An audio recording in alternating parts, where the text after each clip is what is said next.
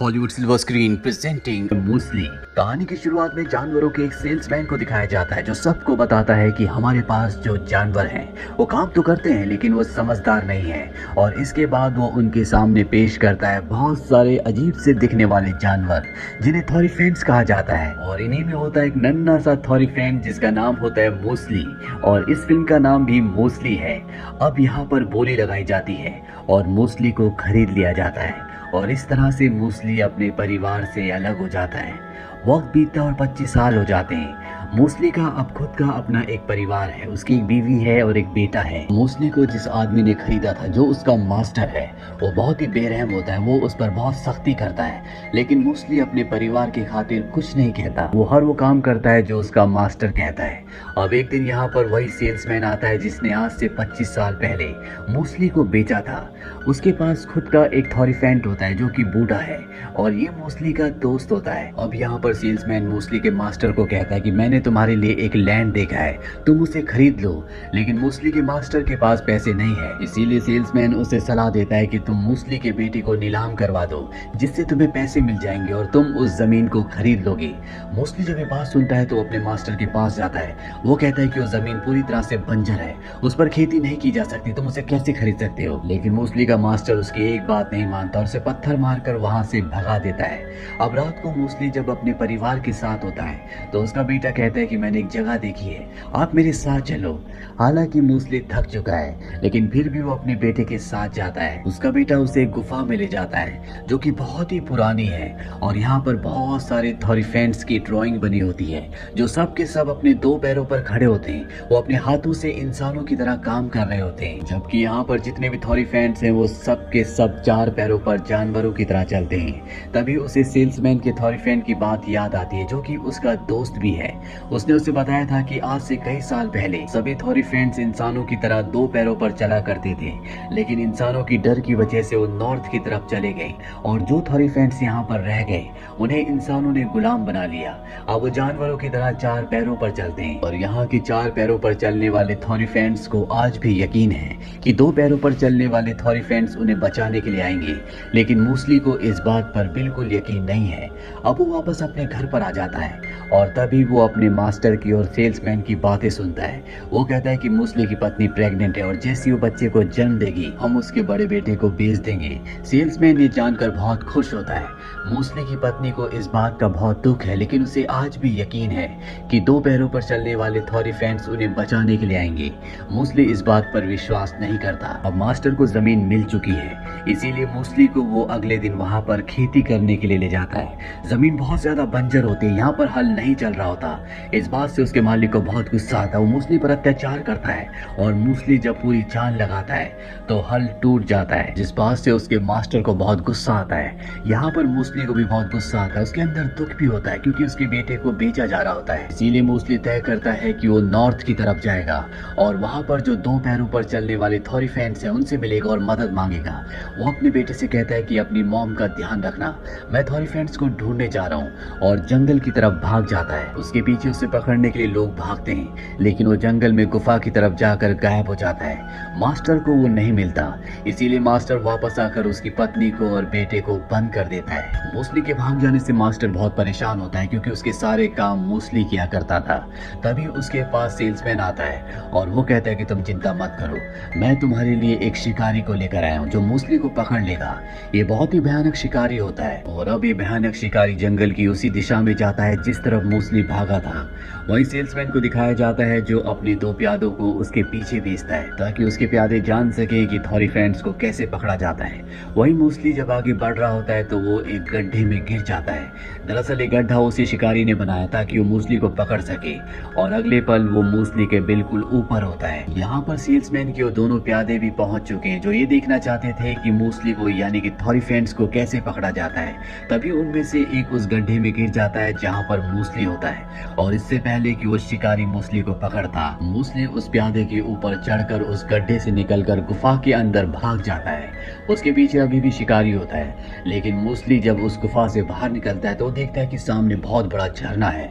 शिकारी उसका पीछा कर रहा होता है, इसीलिए मूसली एक छलांग लगाता है, लेकिन वो दूसरी तरफ नहीं पहुंच पाता और झरने से नीचे गिर जाता है। वो खुद को झरने के पीछे छुपा लेता है। शिकारी को लगता है कि मूसली अब मर चुका है, इसलिए वहां से चला जाता है। मूसली वहां एक गुफा में पहुंचता है और वो देखता है कि वहां पर उसी तरह के चित्र थे जिस तरह के उसके बेटे ने उसे पहली वाली गुफा में दिखाए थे। और अगले पल उसके सामने 2 पैरों पर चलने वाले 3 थॉरीफेंट्स आ जाते हैं। इनका नाम होता है वॉर्नी, डेवियर और एल्डरली गैलियन। मूसली को पहले तो अपनी आंखों पर विश्वास नहीं आता, क्योंकि उसे पूरा विश्वास नहीं था कि 2 पैरों पर चलने वाले थॉरीफेंट्स, जिन्हें अपराइट्स कहा जाता है, वो अभी भी एग्जिस्ट करते हैं। मूसली उनसे पूछता है कि तुम लोग यहाँ पर क्या कर रहे हो। वो बताते हैं कि हमारे दोस्त को कल रात को सपने में जुगनू दिखे थे, उसके बाद हम यहाँ पर आ गए। दरअसल ये 2 पैरों पर चलने वाले अपराइट थॉरीफेंट्स भी मूसली को देखकर हैरान होते हैं, क्योंकि इन्हें भी नहीं पता था कि इनकी दुनिया से बाहर और भी थॉरीफेंट्स हैं। मूसली उन्हें बताता है कि इंसान हम पर अत्याचार करते हैं, हमें तुम्हारी मदद की जरूरत है। ये तीनों की तीनों मूसली को यहाँ से अपनी जगह की तरफ लेकर निकल पड़ते हैं। मूसली को पता चलता है कि जितने भी थॉरीफेंट्स हैं वो पैदाइशी योद्धा होते हैं, यानी कि उनके अंदर लड़ने की बहुत अच्छी कला है। अब ये चारों के चारों एक जंगल के सामने आकर रुक जाते हैं। यहाँ पर मूसली को बताया जाता है कि इस जंगल के दूसरी तरफ हमारा शहर है, लेकिन हम पवित्र नहीं है, इसीलिए हम इस जंगल को पार नहीं कर सकते।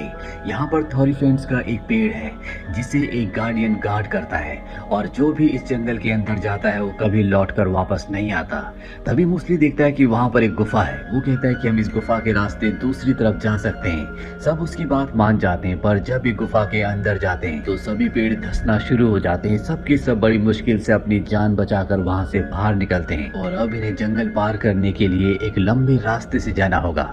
ये लंबा रास्ता चुनते हैं, लेकिन शिकारी अब भी इनके पीछे होता है, वो इन तक पहुँचने वाला होता है। मूसली अपने साथियों को बताता है कि ये शिकारी मुझे पकड़ने के लिए यहाँ पर आया है। इसके बाद गैलियन मूसली को एक चट्टान के पास ले जाता है जहाँ पर बहुत सारे जुगनू होते हैं। वो मूसली को कहता है कि हमें यहाँ से कूदना होगा, तुम्हें इन जुगनुओं पर भरोसा करना होगा। हालांकि मूसली को भरोसा नहीं होता, पर गैलियन की बातों पर विश्वास करके वो अपनी आंखें बंद करके डरता हुआ अपने पैरों को आगे बढ़ाता है, और वहां से नीचे दोनों के दोनों गिर जाते हैं। और अगले पल दिखाया जाता है कि इन दोनों के पैरों में जुगनू है। उन जुगनू ने इन्हें उठा लिया है और ये दोनों के दोनों हवा में उड़ रहे हैं। अब यहाँ पर जो और 2 थॉरीफेंट्स अपराइट हैं वो भी ऐसा ही करते हैं, और जुगनू उन्हें भी संभाल लेते हैं, और इस तरह से हवा में उड़ते हुए शिकारी से दूर पहुंच जाते हैं। साथ ही ये जंगल पार करके अब थॉरीफेंट्स के, जिन्हें अपराइट कहा जाता है, जो 2 पैरों पर चलते हैं, उनके शहर में पहुंच चुके हैं। मूसली यहाँ पर आकर बहुत खुश होता है। वो देखता है कि यहाँ पर सभी थॉरीफेंट्स इंसानों से भी ज्यादा विकसित हैं। वो 2 पैरों पर चलते हैं। उसे लगता है कि उसके परिवार को और इंसान जितने भी थॉरीफेंट्स पर अत्याचार करते हैं उन सबको ही बचा लेंगे, पर जल्दी उसे पता चल जाता है कि यहाँ पर एक भी जवान थॉरीफेंट नहीं है, सबके सब बूढ़े हैं। उसे बताया जाता है कि जंगल में थॉरीफेंट्स का जो पवित्र पेड़ है उसके शराब की वजह से सब कुछ हुआ है, इसीलिए अब यहाँ पर बच्चे पैदा नहीं होते। इस बात से मूसली बहुत निराश होता है। वो अपने घर वापस जाना चाहता है, पर जाने से पहले वो क्वीन से मिलता है। वो क्वीन से कहता है कि मुझे मेरे परिवार को आपकी मदद की जरूरत है। क्वीन कहती है कि मैं तुम्हारी मदद जरूर करूंगी, और तभी इन्हें पता चलता है कि यहाँ पर शिकारी आ चुका है। ये सब के सब शिकारी को अंदर आने से मना करते हैं, और ये शिकारी बहुत खतरनाक है। वो गैलियन को जख्मी कर देता है। सब के सब गैलियन को अंदर लेकर आते हैं। गैलियन अपनी जिंदगी की आखिरी सांसें ले रहा है। मरने से पहले वो मूसली से कहता है कि तुम्हें जुगनुओं पर विश्वास करना होगा। इसके बाद उसकी मृत्यु हो जाती है, और तभी मूसली देखता है कि उसके सामने काफी सारे जुगनू हैं। मूसली अब यहाँ पर सारे अपराइट थॉरीफेंट्स को बचाने के लिए कहता है तुम सब छुप जाओ, मैं उस शिकारी को लेकर उस श्रापित जंगल के अंदर जाऊंगा, ताकि वो हमेशा के लिए वहाँ पर फंस जाए, उसका अंत हो जाए। रानी उसे बताती है कि थॉरीफेंट्स का जंगल में जो पवित्र पेड़ है जिसके बारे में किसी को नहीं पता कि वो कहाँ पर है, अगर तुम उस तक पहुँच गए और तुमने उसका पवित्र फल खा लिया तो ये श्राप पूरी तरह से खत्म हो जाएगा और सब कुछ पहले की तरह ठीक हो जाएगा। अब सबके सब थॉरीफेंट्स छुप जाते हैं और मूसली शिकारी को लेकर जंगल में पहुंच जाता है, और अगले पल इन दोनों का आमना सामना होता है। इन दोनों की एक भयानक फाइट होती है। मूसली शिकारी से लड़ता है और उसे बुरी तरह से गिरा देता है, और तभी वो देखता है कि उसके सामने जुगनू है। जैसा कि उसे बताया गया था कि तुम्हें जुगनुओं पर विश्वास करना होगा, वो उनकी तरफ भागता है, लेकिन शिकारी पीछे से उस पर तीर मारता है जिससे वो बुरी तरह से जख्मी होकर वहीं पर गिर जाता है और अब शिकारी उसे मारना चाहता है, पर इससे पहले कि वो उसे मारता वहां पर जुगनू आ जाते हैं जो एक योद्धा का रूप ले लेते हैं और शिकारी की गर्दन पर तलवार रखते हैं, लेकिन वो शिकारी को मारते नहीं हैं और मूसली को लेकर यहाँ से पवित्र पेड़ की तरफ निकल पड़ते हैं। शिकारी अब इस जंगल की भूल भुलैया में खो गया है, वो कभी यहाँ से बाहर नहीं निकल सकता। वहीं अपराइट थॉरीफेंट्स को लगता है कि मूसली अब जंगल से कभी वापस नहीं आएगा, उसका अंत हो चुका है। लेकिन तभी वो देखते हैं कि बहुत सारे जुगनू उसे उठाकर उनके सामने रख देते हैं और उसके जो जख्म होते हैं उन जख्मों को वो अपने पवित्र टस से पूरी तरह से ठीक कर देते हैं और अगले पल ये सारे के सारे जुगनू गार्डियन का रूप धारण कर लेते हैं। दरअसल पवित्र पेड़ का जो गार्डियन था वो यही जुगनू थे जो हमेशा से मूसली के आसपास ही थे, लेकिन मूसली इनके प्रति अवेयर नहीं था। इसके बाद गार्डियन मूसली को पवित्र फल देते हैं जिसे खाने के बाद श्राप पूरी तरह से खत्म हो जाता है। वहीं मूसली के परिवार को दिखाया जाता है। मूसली की अब एक बेटी भी हो चुकी है, इसीलिए उसका जो बेटा होता है जिसे अब बेच दिया गया है उसे सेल्समैन अपने साथ ले जाना चाहता है, जिससे वो बहुत दुखी होता है। पर इससे पहले कि वो उसके बेटे को लेकर जाते मूसली यहाँ पर पहुंच जाता है जो इंसानों की तरह दो पैरों पर चल रहा होता है। वो अपने मास्टर से कहता है कि मेरे बेटे को छोड़ दो, लेकिन उसका मास्टर बहुत गुस्से वाला होता है। वो मूसली के ऊपर हमला करता है, लेकिन मूसली भी अब एक वॉरियर से कम नहीं है, उसे एक हाथ से ऊपर उठा लेता है। मास्टर को समझ में आ जाता है कि मूसली के आगे उसकी नहीं चल सकती।